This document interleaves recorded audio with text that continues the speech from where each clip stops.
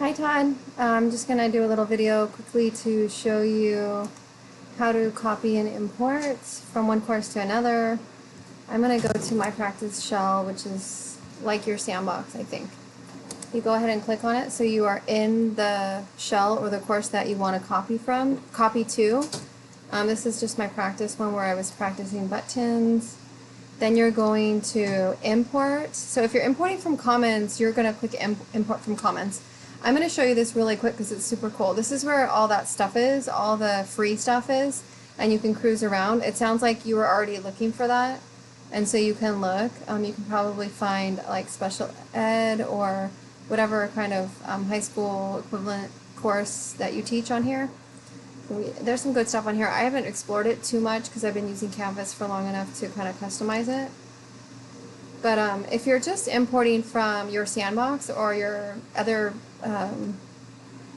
another course that you've taught in Canvas, then you're gonna click on import existing content, and then you're gonna select the type of import you want.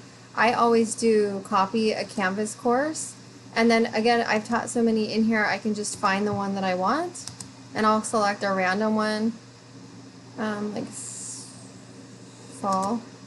And then you can select specific content or you can copy the entire thing. For you, it sounds like you just wanted to copy a module. So you would select specific content and you click import. And then you can select your content. This is so if there's just certain things that you want. And typically I copy the whole thing. So I make my practice shell the way that I would want my actual shell, my actual course to look. But again, if it's just certain modules that you want or certain settings or whatever, you can do that. I haven't really done individual ones like that because I usually copy the whole thing. So anyways, I hope it helps. I'm not actually selecting it because this is my practice one and I don't want content in it. Once you copy it, it's nearly impossible to remove.